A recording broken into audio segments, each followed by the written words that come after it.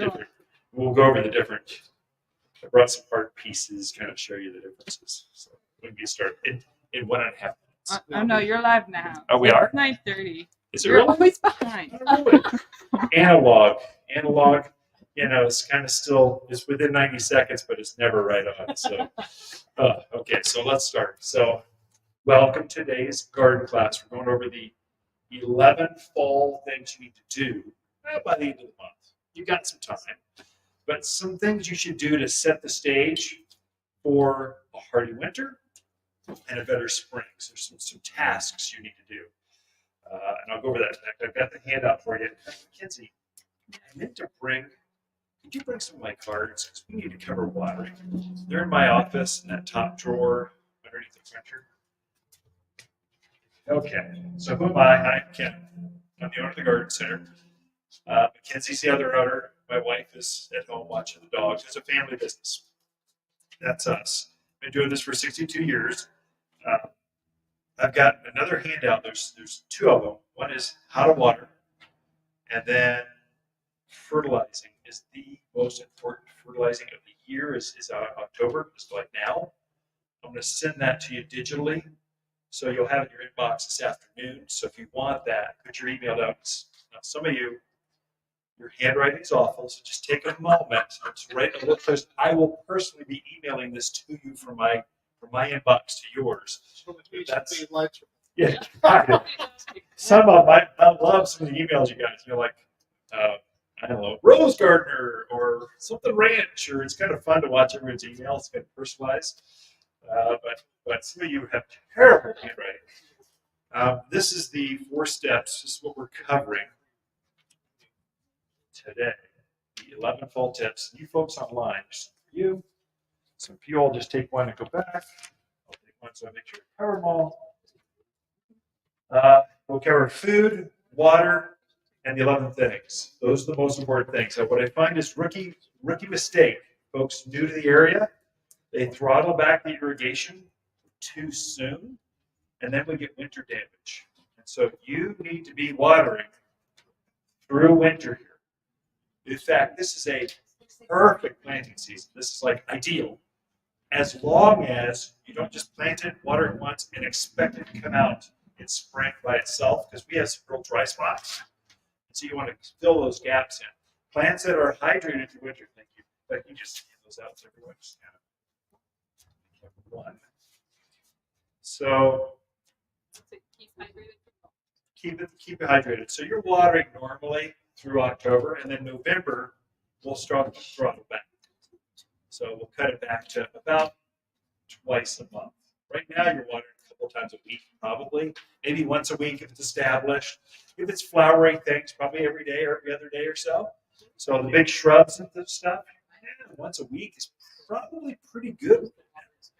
And so I'm giving you my card because the number one question we ever get, there you go. See that pretty face? But on the back of the card, that's what we're really after. And you folks online, just look down the bottom. You'll see the link. You can cover this with us. But you're noticing the growing season is April through October. So April, lilacs are bloom, forsythia kind of finishing. We're into the growing season seriously. And then October, we get our first frost. The date is October 29. That's our 100-year average of first frost of the season. So if you've got tomatoes and cucumbers, and you've got those beautiful marigolds and geraniums out there, you want to keep them going. It won't get frosty and stay frosty. We're famous for our Indian summers. That is, it'll frost. It'll be nice again. And so it'll do that through about Thanksgiving. And then in December, it's just winter. It's just going to be frosty every night. That's the way it is. So you can cover those tomatoes and keep them going for an extra maybe week or two, get that last harvest off. But you should be aware, be ready to cover those things, because at the end of this month, the potential is very likely we're going to get some frost. At that point, you can start to throttle back the irrigation.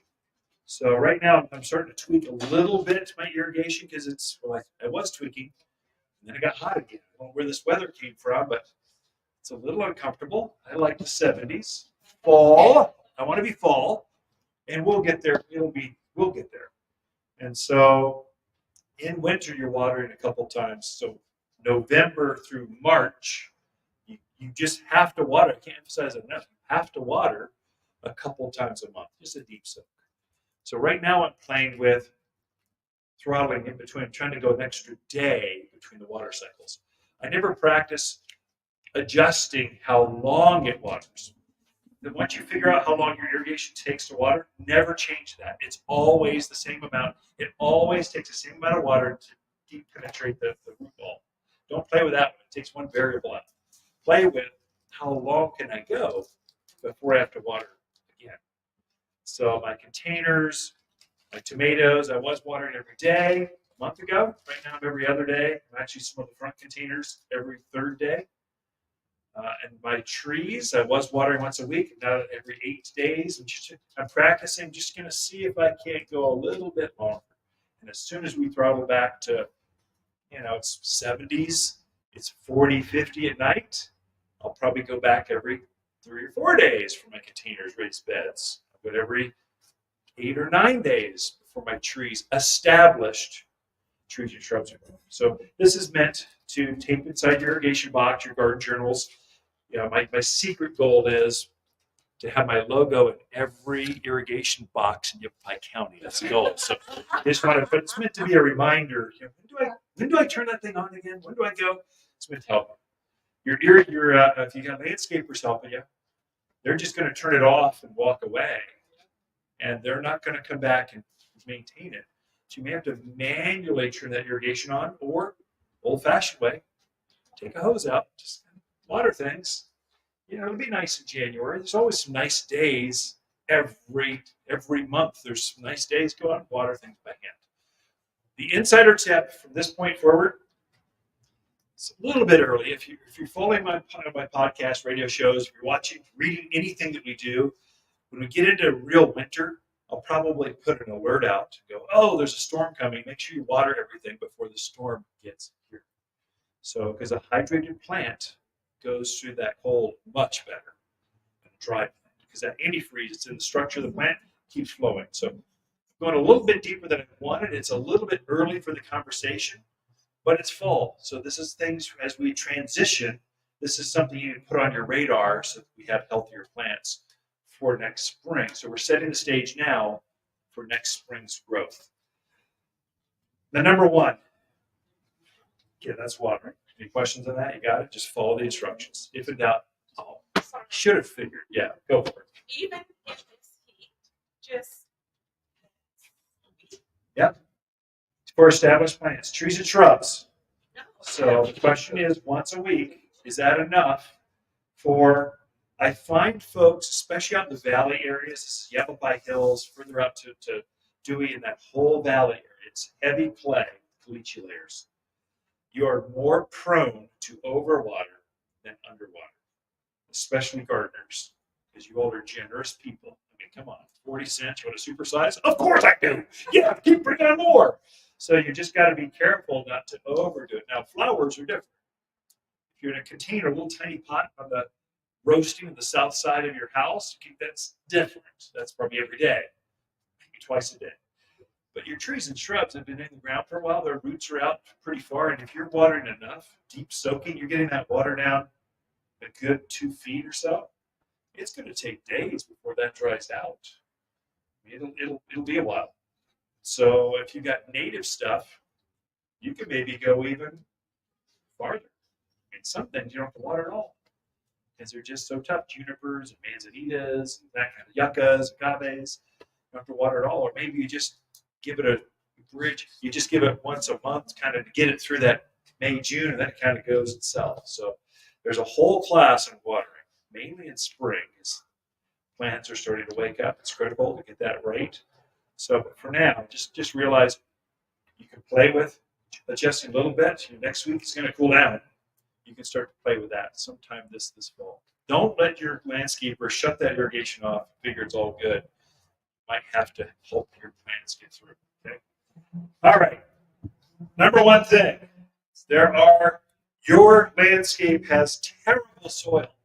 Your dirt is not made for growing anything except weeds, tumbleweeds, horehound, goat head, all these things that have animal names to it because they come out and bite you. Foxtail. That's your trees and shrubs, though. They'll be struggling to get enough food. Now, you've been watering quite a bit because it's been hot. You've now flushed all the food you had back summer or spring. You flushed all that food out of the soil. There's no food left around your trees and shrubs.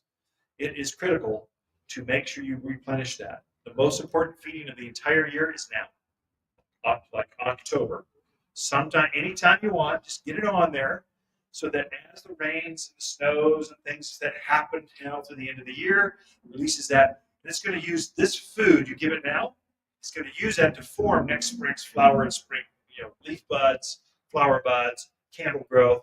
It's using the food now for next spring. If you don't do that, you'll find that your lilacs will stop blooming, your forsythia won't be as bright, your flowers will be smaller than your camellias, your azaleas, rhododendrons, they just won't be as nice, much less fruit trees. Fruiting plants, roses, these things are heavy feeders to form that kind of fruit. You don't do that, you'll be left with nothing but pits on your peaches. The roses just won't be as nice, as full, as plump. And lilacs are just famous for just stop. They just won't bloom. They just won't do it. And so you need to fertilize more regularly here. And what do you fertilize them with? Well, I just happen to have the answer for you. Number one seller by far, all-purpose plant food, so you all can see that, 744. It's a fertilizer we make here, or we develop the recipe. It's all natural, so it's cottonseed meal, bird guano, iron, sulfur. It's got a mixture of stuff, but it's slow release, and it's organic. And so you put it on, throw it over the rocks. It will melt down. It will go through the fabric. It will go through the roots. Eventually, over time, just get it on there. And don't focus at the trunk. Focus out on the drip line. So out here, where the outer branches are, that's where the feeder roots are. That's where the real fine root hairs are. That's where they'll pick up that food. At the trunk, there's mainly only big anchoring roots, big gnarly, chunky, covered in bark roots. They don't really take up moisture and food. The finer hairs, the feeder roots, are further out at the drip line. So think if I'm the trunk, halfway out that part, that's where you want to fertilize those trees, shrubs. Especially, I think, this time of year, focus on the natives. You can overdo it with native plants, your ponderosa. Some of you built your house around the pinyon pines, or you kind of modified the decks to incorporate these native trees, as you should have. Care for those, because they're worth a lot. And if you lose them, there's no recovery. And so to fertilize those once a year, it's going to use that food to form next spring's candle growth. Because typically conifers only grow once, then they're done. So just give that one chance. And so especially pinyon pines, they get scale on them. Some of your junipers can get tip borers on them. So there's some things that happen. But if you just care for them by fertilizing once a year, this time of year especially, it's good. Now, your ornamental plants, your maples, aspens, lilacs, roses, things that you planted that aren't native-y kind of there, but they're pretty, they're hardy, they need to be fertilized more often. This is the most important. If you think of holidays, think Halloween's the most important. The new year is actually more important than you think for your evergreens. What you'll find is midwinter, they start to get this chlorosis. They get this yellowing, kind of yellow tinge to them. Fertilize right then, it keeps them green and rich, full, keeps them going. Plants are still growing. It's not Wisconsin. They don't freeze, they solidify, and they just are stuck there in an ice form. No, we're pretty nice. The sap is still flowing, even in midwinter here. And so just kind of fertilizing right then can help. Spring, you're talking Easter. That's you can daffodils are in bloom. Then you can tell spring is here. Fertilize that, and then take advantage of the rains. So 4th of July. Monsoons always start sometime. You can get some food on right at the start of the rainy season. You get a whole other set of growth on those shade trees, that kind of stuff. By then your crepe myrtles are starting to bloom. Your rose of Sharon are starting to go. So if you think of holidays, Halloween, New Year's, Easter, 4th of July. Okay, use this every time. That's good. I did have this. Did they So for your more hardcore organic gardeners, it did make a fruit and vegetable food. So if you're into lots of fruit trees, it's not for everyone. This one's made specifically for fruiting plants, grapes, berries, pomegranates, figs. We just juiced it with a lot of calcium. Calcium is what brings up the flavor and the size of fruits. So it's pelletized still, all organic, but you can mix and match these two things. Okay? Now I brought this. Thank you. Oops, spilled my soda. Yep. If you have a bunch of brand new plants, a brand new landscape, you just need roots. Or if plants are stressed, you're seeing brown tips or turning color too soon, sooner than everyone else's in the neighborhood, you go, oh, that's signs of stress. They'll show it now. If you have that, humic or humic acid, this is a great, this encourages plants to root more. It's not a food. It kind of tickles the feet. It actually feeds the soil, feeds the worms, feeds the mycorrhizal colonies. So the plants kind of go, whoa, the soil's alive. Oh my gosh, it's great. I think I'll root some more here. Is how it actually operates. Humic acid. If you take a compost pile and you just break it down to its last element, that's humic acid. Plants love it. So if you have stressed out plants, that kind of stuff, this is a great one to add. It's not a food, so you'd use it with this. Use it at the same time. Just take my hand spreader and I just sling it around, and then it works its way through the rocks, through the soil, through the fabrics. Okay. That's your food. You just covered it. And again, you'll have a handout on that shortly. Okay. Bark beetle is a problem here. Pinyon pine scale is a serious problem. Tip borers on your cypress. There's bugs that love to eat conifers, the evergreens, because we're in large natural conifer forests, some of the largest, and that's where the moisture, the food is. So they've adapted. They know, oh, I'm safe under the bark of this ponderosa pine. If you're walking through the forest, you just look at the pine trees. If you see a pinhole in the bark, that's an exit tunnel of a bark beetle. They're tiny little things. They're cute as can be, actually, but they congregate underneath the bark and they just decimate. They just eat the bark, the living tissue, the cambium layer underneath the bark. They eat that. And so you don't know it until you see the tops of these trees die out. You're going, oh, what's happening? And by that point, it is too late. You can't recover. There's a line in the sand where they just die all of a sudden. They just collapse. And so if you've got some really important trees that are evergreens or conifers, treat them with tree and shrub drench. So this is a liquid. You do not need to be an arborist to do this. You do it yourself. You need a watering can and a bottle of this. Just go out there. The way you use this is you pour it right where the trunk meets the soil. The plant will actually absorb this underneath the bark, and it taints or treats the bark layer that they eat, that these bugs eat, takes the sap, and it treats it up to a year's time. So one application a year does you. Now's a good time to do that. So treat those evergreens. You can't take on the whole forest, but some of them are really valuable. Treat those at least with this stuff. This is a better, there's a lot of drenches out there. Use this one. It works great. I've seen plants come back from the dead with this stuff. It's amazing. Yeah. So she's saying she saves 3 trees. You'll get your $20 bill after this. Anyway, it does work.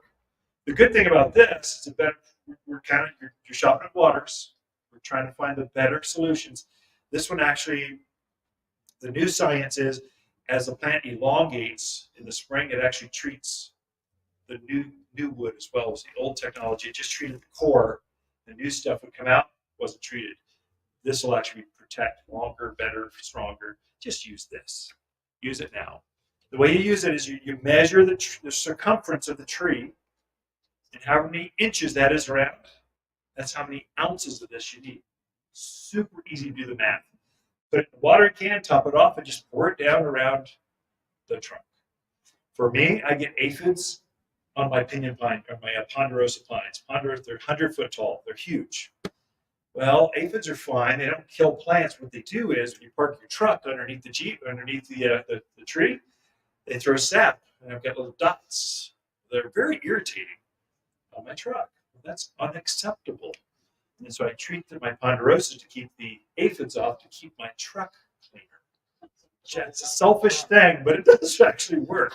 So, What's the circumference of the tree? So the branches or the trunk? oh no, wherever it's comfortable for you to get at where the trunk. Don't think branches, just think around the trunk. It's a small thing, might only take 6 ounces.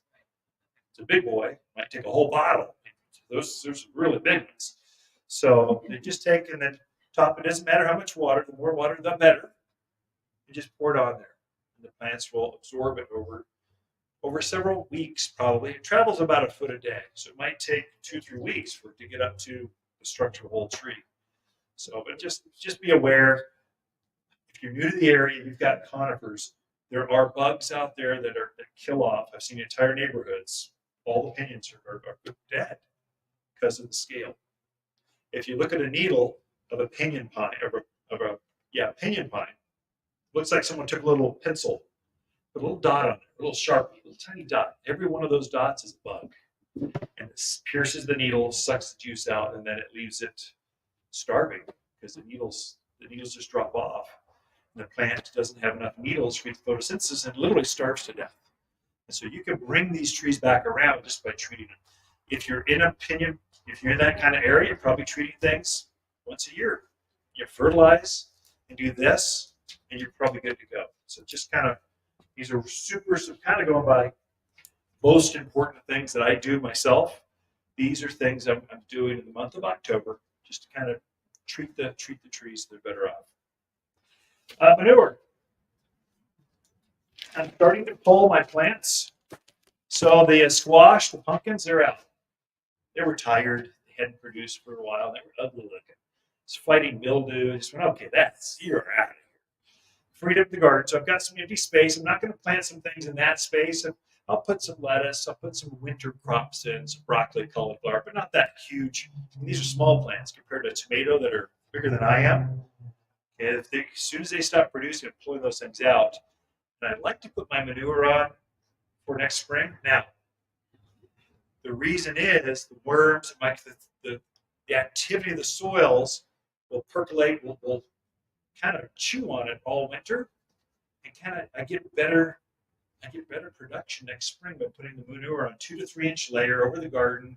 Now, whether it's a flower bed, a vegetable bed, raised bed, something like that, I like to put these on. Now, in addition, I'll buy an extra bag or two of what I'm going to use next spring. So potting soil, shredded bark, mulch. And I'll take a bag and I'll throw that on top of an irrigation box. So wherever your valves are that are running all your irrigation out in the yard, this is the best insulation you'll ever find. And it's brown. You just throw it over top of the bag and you'll never have a frozen valve, never. Just super easy.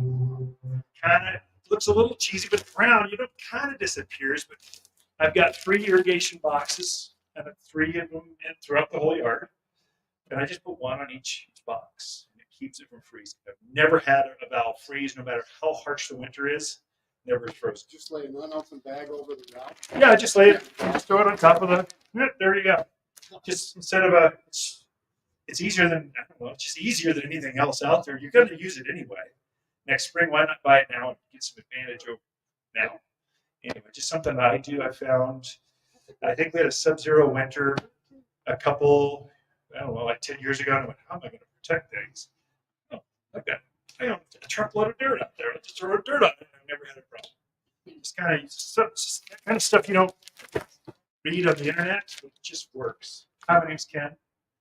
We're just gardeners talking. Hopefully it helps you too. But basically, put your manures on now. A lot of folks I find, they wait to put it on right before they start planting, and then you get some burning kind of stuff. If you can put it on now, you get actually more benefit and less problems when you start planting in March. Do you mix that 50-50 with mulch? For me, I just put, so do we mix it 50-50 for mulch? I know you're listening. Glad you're tuned in. Hey, why don't you take a moment? Like, subscribe, interact, give me a comment, because Google likes that, ranks us a little higher. Great. 50-50. No, I just like to put, for my veggie gardens, I just put That manure are on. empty, there's nothing else on them. Right. How about Yeah. it for like I have rose beds or herbs or whatever that So if you've got herbs like rosemaries and lavenders and that kind of stuff, more perennial Yeah. types of things, I'd probably use mulch over manure. Oh, instead. Yeah, instead, because mulch is still get that benefit, but it doesn't have that heat to it. Yeah, so manures they're hot. They're high nitrogen. So just also a lesson. So I'm into soils and fertilizers. I like to make things grow. I like the science. I talk to farmers. We're all hobnobbing.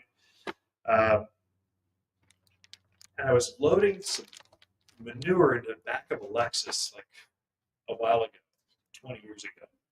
And it just rained. It was gooey. It was oozing from the bag. And I went, this is just wrong in so many ways. I'm cursing people's Escalade while I'm loading this stuff up.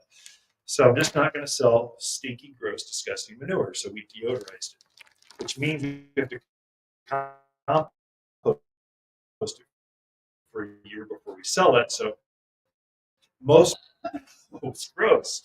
This is not gross. It actually looks like compost, but it's manure, but it's deodorized. Doesn't smell. That's something we make for here.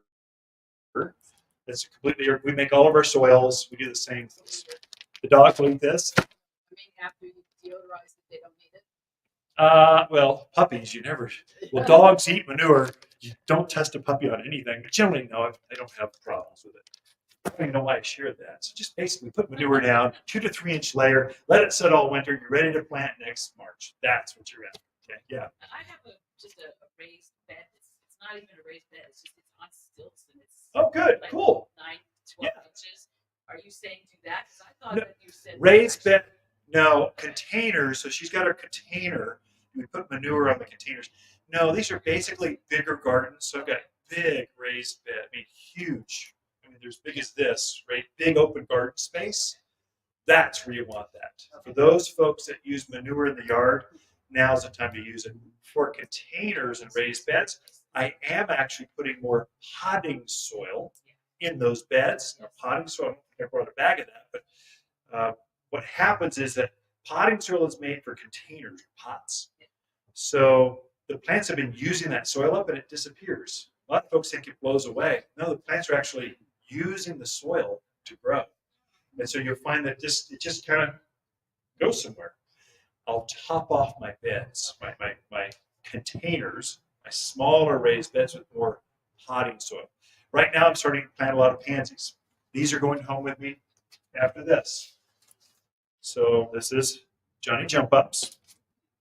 And I got him because I had a cart going around. I'm going to take these home because the crew is coming to our house at the end of this month. Got a big party, end of year party, and the place has to look over the top. So the geraniums are in the trash can.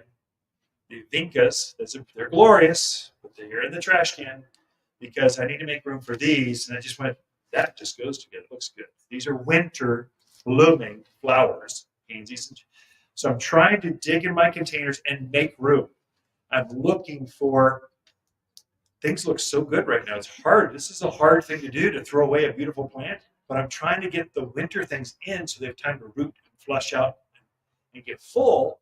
So when they're full by the middle of November, they'll stop growing. They'll still look good. They'll still be in bloom, but I want to get them full so that they lock into place by December 1 at the very latest. It's going to be they stop growing. They just sit there. They look pretty. They might bloom a little bit. But they'll start to take off again. Sometime in February, they go, okay, it's warm enough, and they start taking off again. So I want to get them rooted and full now before the winter comes. It's strategic. So I purposely throw away some things that my summer things are going. And I'm trying, as I do this, to aggressively dig into those pots so I have some room to put some fresh potting soil in there. So I can't, sometimes some of these things are huge containers. I can't replace all the soil, but I get a big chunk and then plant some new stuff in. So add some freshness. Show off what you're good at, too. There you go. Yeah. Anyway, okay. Let's see where we at. Birds. Watch your birds. We're on the migration path. It is amazing how many birds you'll find here. If you're into birding at all, there's a whole other side. See, the jays just came back. So we're in this migration pattern right now as we speak, and it will continue through the end of the year. So if you're into bird feeders and that kind of stuff, keep your hummingbird feeders up. Some of the old guys, some of the really youngsters, they're too stupid to go south. They hang around a little longer than they should, and they might be dependent on, especially as the flowers fade in November sometime. It's all of a sudden things will be vaporized, and they don't have enough. So you might keep it up just a little longer than maybe normal, because we're in this transition zone. They're following the water. We're the city of 5 lakes. So they're using us as a jumping point. They'll rest a little bit, and then they'll head south further. So kind of keep those birds up. Okay. Now's the time to collect your seed, whether it's herb seeds, your vegetable seeds, your wildflower seed. If you want to take some of those and collect them, go for it. The echinaceas, there's lots of seed heads right now. Now's the time to go for it. Wildflower patches. They're looking kind of, or mine, they're looking kind of not ideal. So I'll take the hedgers or the weed whacker, I just cut them back. The seed go flying everywhere, and I go, good, ready to come up next spring. And they'll just sit there until next spring, and you'll start to see the wildflowers coming back up February, March, and then they start to bloom again and through the season. So you can cut those back whenever you think it's ready. So I found roadrunners already poking around going, oh, what's in here? Grasshoppers? We're the grasshoppers. So we're the lizards. So they're kind of run around. It's kind of fun. All right, herb seeds. On wildflowers, I did a bunch of wildflowers, but I wanted to plant sunflowers. Do Yeah. I plant those in January like the other wildflowers? So she's asking, when do I plant sunflowers? Sunflowers generally going to start a little later Okay. because they're not going to germinate until the ground is warm. Okay. Whereas most wildflowers, you're going to plant in January, February. So we've got 4 mixes down there. All of those are made for planting around the new year, because so many of the seeds need to be scarified, or they need to go through this freeze thaw. So as it thaws during the day, freezes at night, it cracks the hole open so they can germinate. So anyway, there's just some timing for that. Sunflowers, they don't need that. So you put them out then, but the birds might find it before they germinate. So you might wait a little bit until like March and Okay. you put them out. So for sunflowers specifically, there's a whole bunch of kinds of stuff. Lots of sunflowers. But collect the seed now so you can plant them next spring. Okay. When there's cold frames, how many people have cold frames, greenhouses? Anyone? Good. For you folks online, I know you've got someone out there. Clean them up now because you're about to transition. So just make sure the weeds that you haven't had anything in there because it's like hot. Get it ready. Especially cleaning it up like with if you got fungal issues.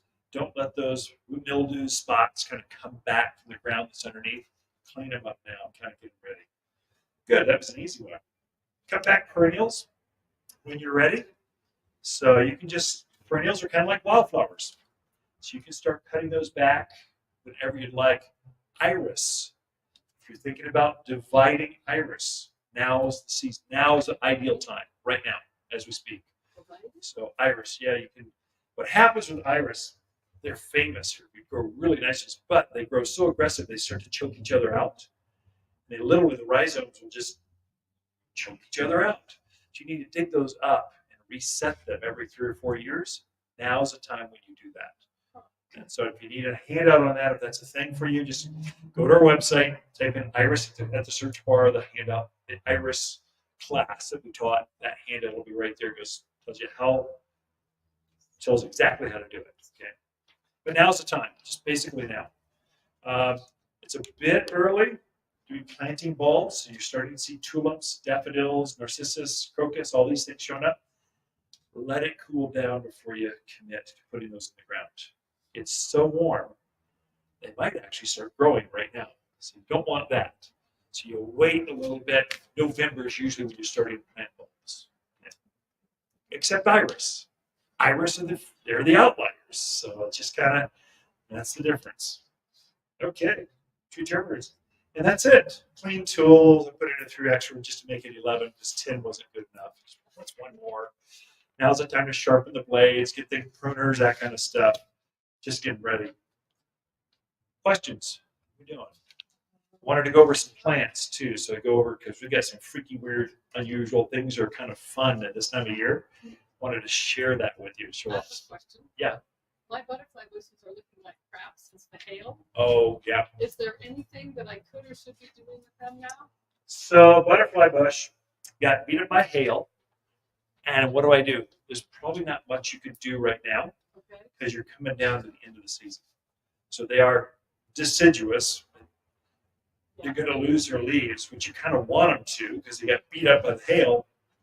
Just fertilize right now, and you're setting the stage for next spring's growth. Don't cut anything back or I would say if you've got some blooms on them, leave them because the hummingbirds, butterflies would benefit because they're migrating. Just leave that up as best you can, even though they're ugly. It's not for you, it's for but if they're done blooming, you can cut them back whenever you want. cut them back. Cut them back. I would say if you can keep some of that foliage on, don't cut it all the way back. Leave some of the foliage up. Do the heavy pruning after they've defoliated. That'll be at the end of the year. Okay. January, February, March at your peak pruning season. We'll have a class, that's one of the first classes we have January is how to prune because it's time to prune at that point. Right now, I'm just cleaning things up. This is a difference between Phoenix and Southern California. Back there, they're pruning heavily right now. So the roses, they're butchering them because it's so warm there. Here, we keep that foliage up on those plants, on the butterfly bush, on the salvias, on the lavenders. It's important to keep that foliage up because it insulates the core of the plant and protects them through the winter season. So we prune a little bit later here than we do, let's say, in the deserts because of the insulation factor. Really important for Salvia greggii, some of the kind of borderline things. Hold off on that as best you can. But sometimes they just get mangy looking. Yeah. So I kind of go, you just need a haircut. Uh, Timber! I'm surprised it lasted that I long. am too. We should have both of them anyway. It's fine. Anyway, that's just kind of a So side. I could do a little bit of trimming to clean up the. I think Okay. there's a lot of sticks in there that maybe don't have any leaves on them. Prune that out. Dead material gets pruned out any time of the year because it's just nothing but disease and attract frogs. But spent flowers, you take those off. Question came in the radio show. Crepe myrtles, they've been blooming like crazy. They got these little seed pods, they're kind of decorative things. What do I do with those? Enjoy them. That's fun. They're pretty. Or if they bother you, cut them off. They don't care. So you can just take them right off and have fun with it. If you're in a pot by the front door, spray them orange. Give them googly eyes. You can have fun with it. You turn it into art if you want. So right now it's just haircut stuff. Things have been growing like crazy. Your maples are putting on these long branches. They're coming down. They're digging the head. Prune it up. Just don't let it. You can do that right now. So, but the book says you prune 10% of the foliage mass anytime you want. But the heavy pruning, up to a third of all the foliage mass, is done when it's asleep. The sap isn't flowing in midwinter when the bugs are out mainly. So you could prune mainly at New Year through March. That's your peak window for most things, except for, careful with this. So you're in 4 seasons. Things that bloom in the spring, don't prune those because you'll prune off the flowers. So your lilacs, they're forming buds right now. The rhododendrons, the camellias, they're forming buds right now. So if you prune that back, it won't affect the health of the bush, but it'll affect your mood in the spring when it doesn't bloom. So because you cut off the flowers. It's kind of a rookie mistake I find some newbies make. They'll cut you can tell the lilacs. They're all blooming off the sides, but nothing's on the top. They cut it midwinter, they cut all the flowers off. So just kind of watch out. But those things that bloom in spring, you prune them right after they're done blooming. Seems counterintuitive, but in April and May, you prune them then, and then they set their buds through winter, basically. Okay, it's a good question. Okay, let's go over some plants. So go to the basic one, just to set the stage. This is everywhere. Every landscape's got probably one of these. Yugo pine. put my kids through college just selling this one pine tree. So it's a nice little low growing mounding conifer. Easy care. Okay, that's it. But you've got some fun ones that you don't see all the time. This is a globe spruce. It grows the same as that, but you get blue, turns more ball shaped, less moundy, but more of a ornamental ball looking shape. But it's related to Colorado spruce. So Spruce Mountain is right here, so you know it's going to adapt really well here. So it grows really, really well. No real bugs. Animals don't eat it. Howling are not going to bother it. Just a good, strong grower. Okay. Then taking one of these home. This is a new fir. So we have conicolor fir grows here too. So Spruce Mountain's got Colorado spruce and conicolor firs. Real big, tall evergreens. Those are the two plants growing up there. This is directly related to our native fir tree. So it just has this funky, can you see? Is that cool or what? Just white, I don't know, it's a green needle with a white backing, just funky, unusual, Dr. Seuss, I don't know, just you collect conifers. This is one that you've never seen before. It's just a neat little plant. This is one too, firs. Evergreens, be careful with those. You're more prone to overwater those. You lose them from overwatering than from underwatering because they're real sensitive at their root level to being soggy. If they get soggy wet at their roots, they'll root rot. So this is one you just don't overwater. This is a dwarf Korean fir. How tall? Oh, how tall? Sorry, just gets ball shaped like this. So knee high by knee high by knee, that kind of size. So yeah, be great in a container. Slow grower. Yeah, this is this year's growth. Like that much. It's meant to be cute and I don't know, just funky, unusual. This is also related to this. You've seen a lot of, so this and this are the same plant. This is Mugo pine. And so this time of year, what you find is we have a lot of grafted specimens. It's not natural. This is man-made. And so we grafted that plant on top of a stick or a standard, what we call this. It's got a graft here, and then it grows like this. I've got one of these, a juniper form of this, down back behind the pond. It just has this, accents. Just look at me. This is a piece of art. It's a living piece of art. So you see lots of different types of plants on standards. They're just as hardy, just as tough. Just the form is different. Just really pretty in containers with, here. But this is the base. That just looks good together in a container.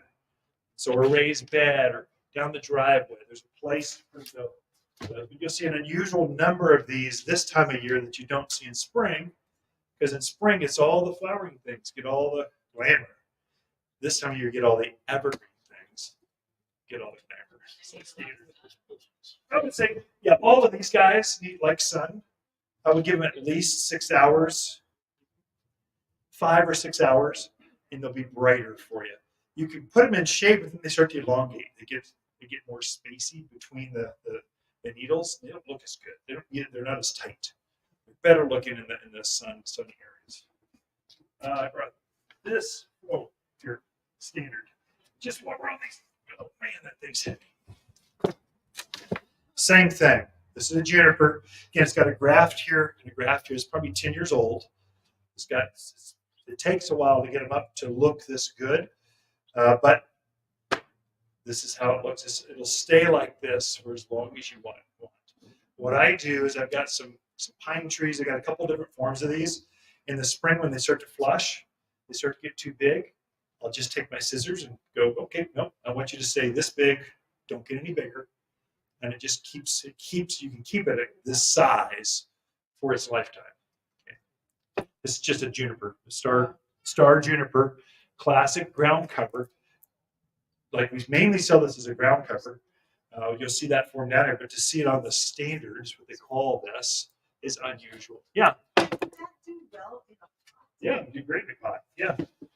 Yeah, it's made for really that show flower bed, a raised bed, a container. It's made for that to be the art piece, because art literally draws you into a garden, and then you enjoy the rest that's there. That's That's how you design it into a space.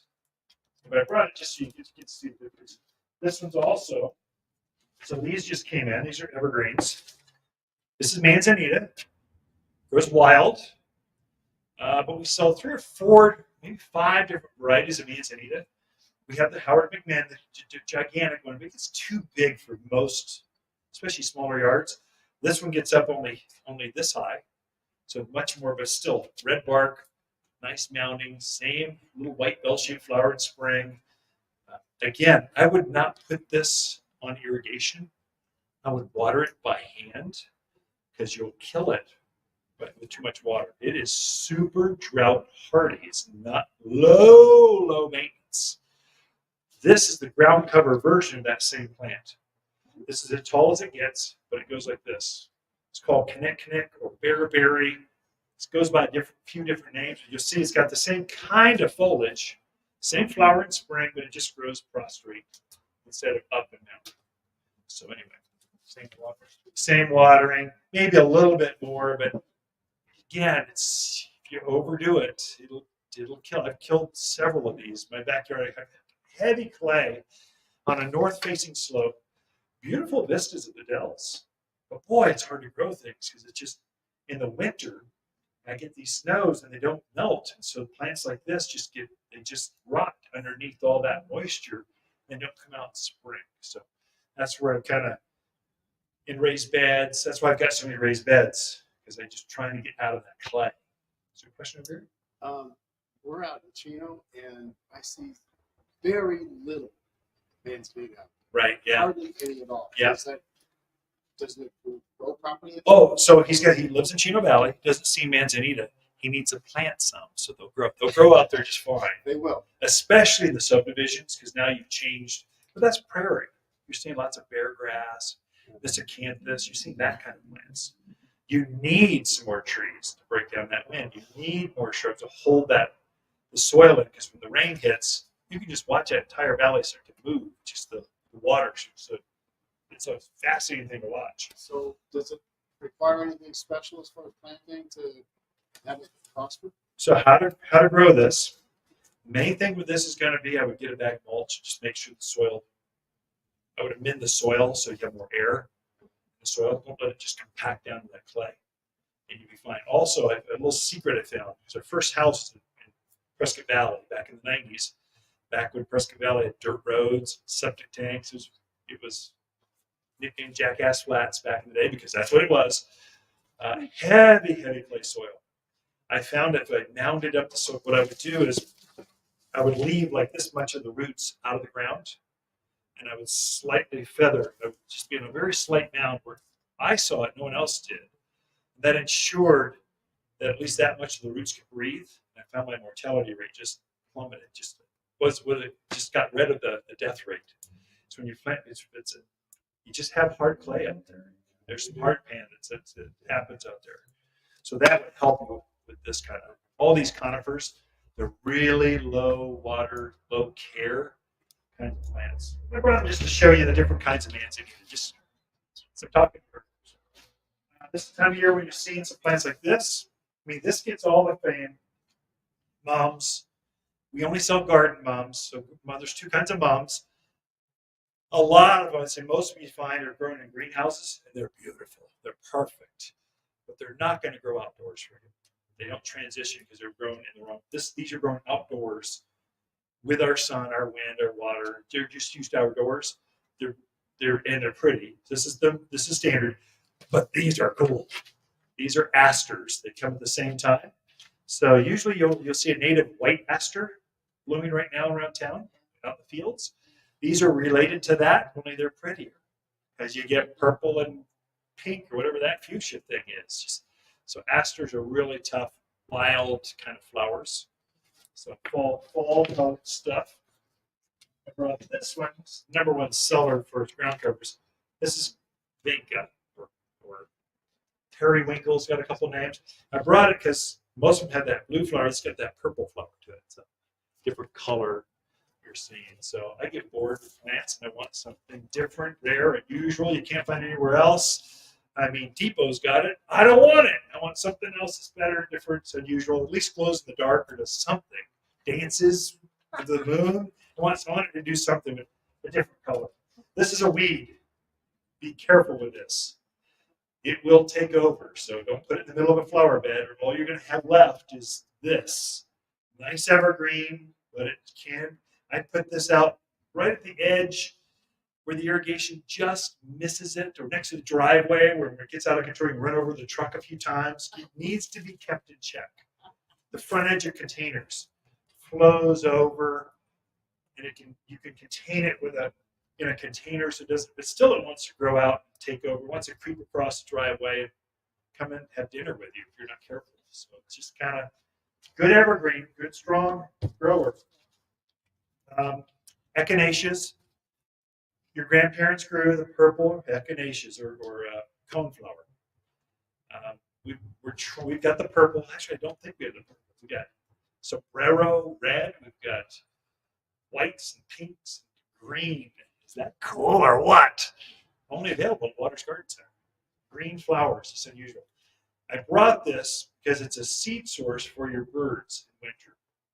So what I'm doing right now is I'm letting my echinaceas, my coreopsis, the things that have seeds on them, I'm letting those go into seed, and I've been deadheading these back because it'll form another flower. Right now I'm letting them go so they can form those seeds, and I'll keep them up there all winter. And that's what my winter birds will use as a food source. It's amazing how many birds you'll find kind of roaming around. So you can be strategic with this. Okay. What else? Yoshiki holly. Oh, forgot this one. This is your grandparents called it coral bells, but anymore they call it heuchera. It's what it's written up in all the magazines. It has a lot of different colors. I brought this one because it has more fall. Trying to get the fall mix. But there's black. There's all kinds of reds, magentas. There's all kinds of colors.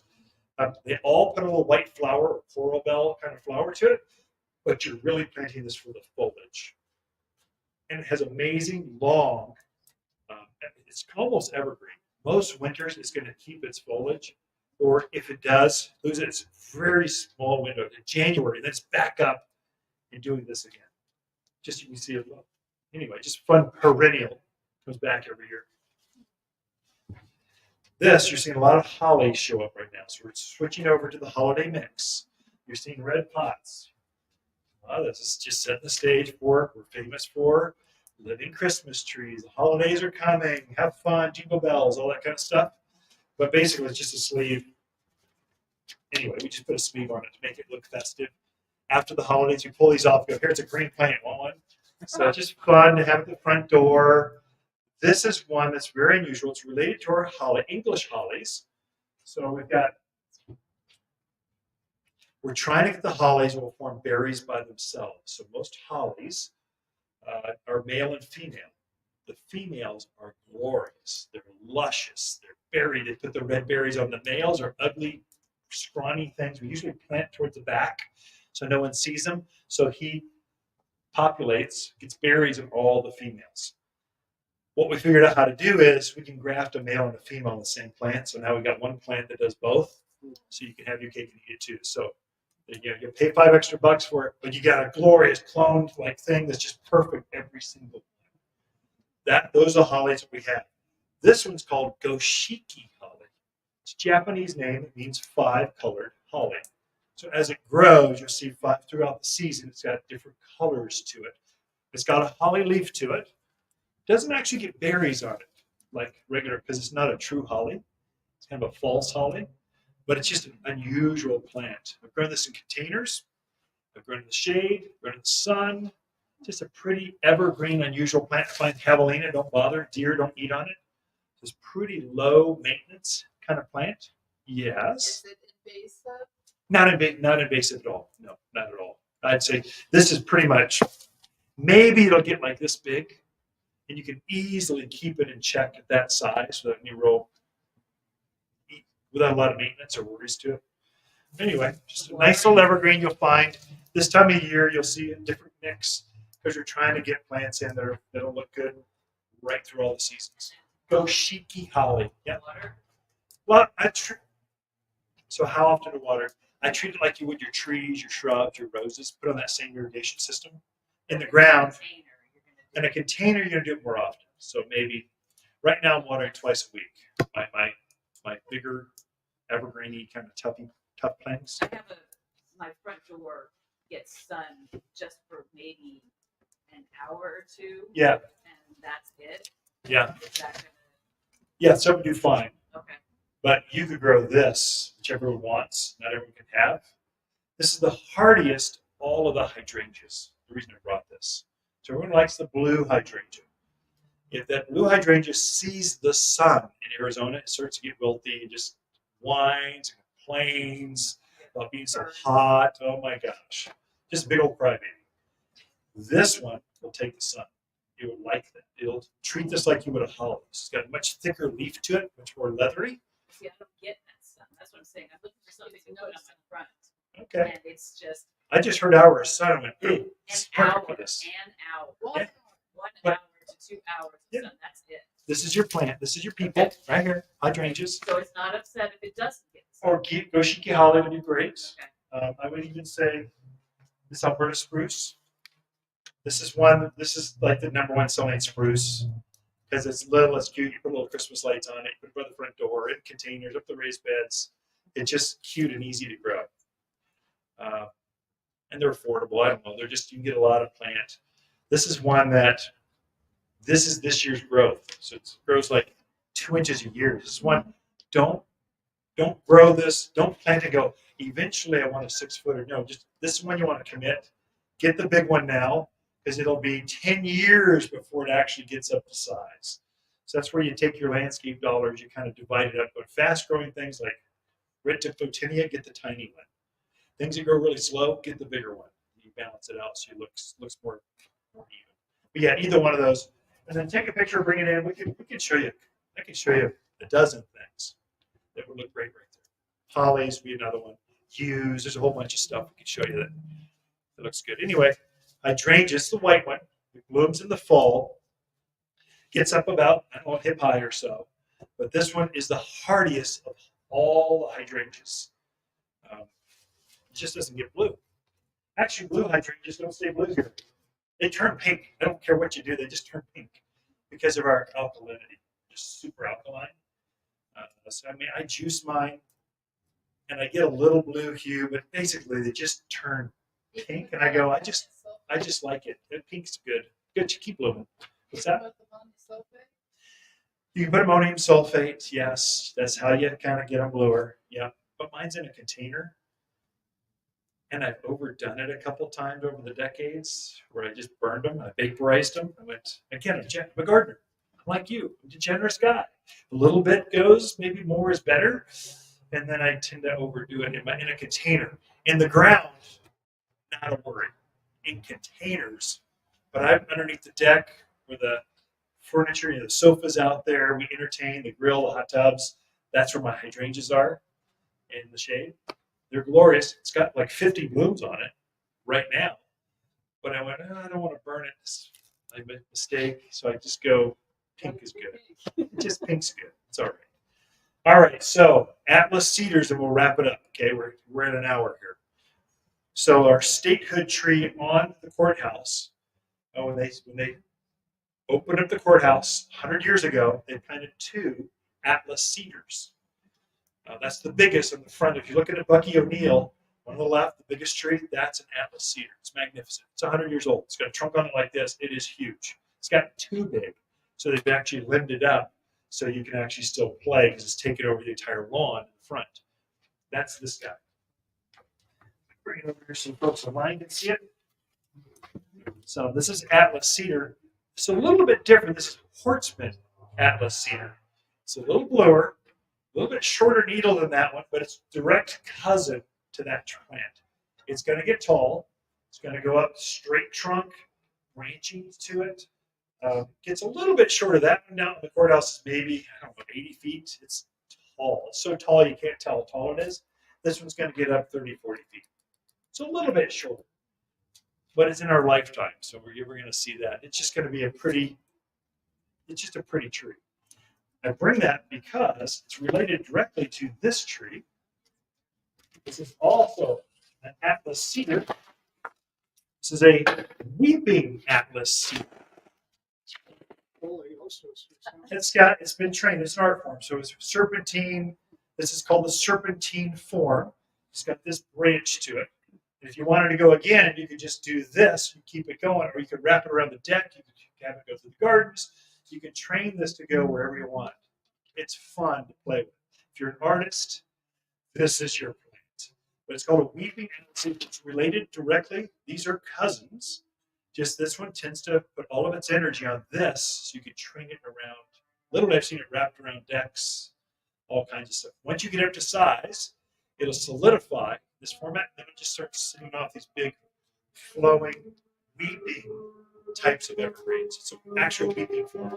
If you're into collecting conifers, this is one you kind of want to put on your list because it's a funky, different, unusual. You seize the best specimens this time of year. What you'll find in the fall, kind of summer through fall, we've been growing the plants at the farms, and in the spring they're pretty, but now we've gone where they're plumped up. Everything's fuller, bigger, longer. They get an extra bow. They get an extra long tail. There's extra. It's like a bonus. And so you're seeing bigger plants this time of year than you would in the spring. That's the beauty of planting this time of year. You can plant now. As long as you water, we started watering. As you water, you're good. So anyway, the lesson kind of different. What's the difference?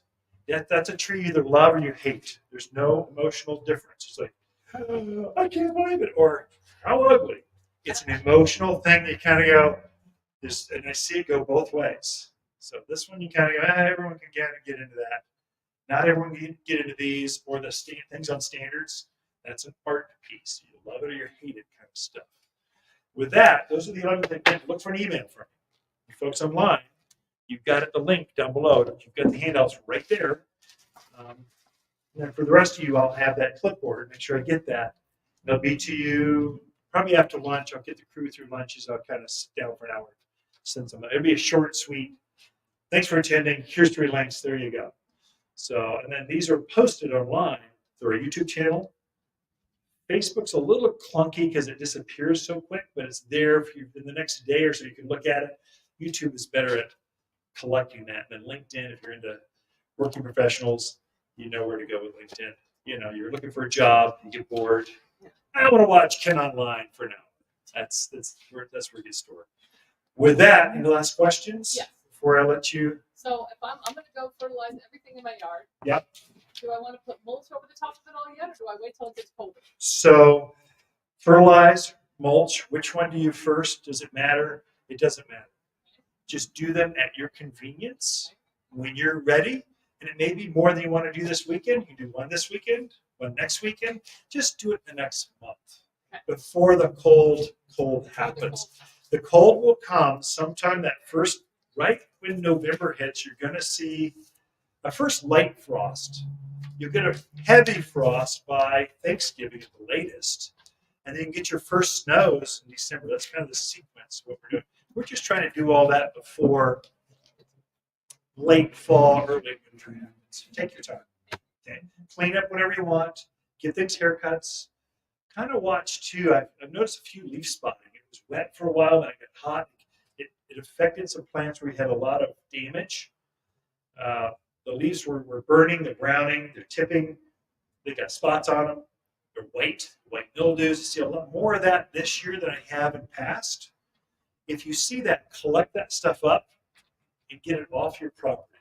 Throw it in the dumpster, burn pile. You do not want to compost that because it can come back at you next spring very easily. It's hard to control. Basically, it's athlete's foot of the foliage, which is kind of this fungal stuff, this eating the sugars in the leaves. It's hard to control. I'm going to collect that stuff up and throw in the dumpster. Get rid of it. Or give it to a friend you don't like. Let them deal with the problem. Yeah, I know they're a friend. I put it that way on purpose. Anyway, just kind of want to watch that, which is unusual this year, worse than other years. Some years it's bugs are really bad. This year it seems to be a leaf spot. I think it's because the way the rainy cycles hit, it caused more of that. I think it was wet and it was warm. It was wet again. That just compounded our leaf spotting. It's tomatoes, squash, some of your flowery things. Just collect that stuff, throw it away. Don't try to collect it. Okay. With that, I'll let you clap and I'll hang out as long as you want. It's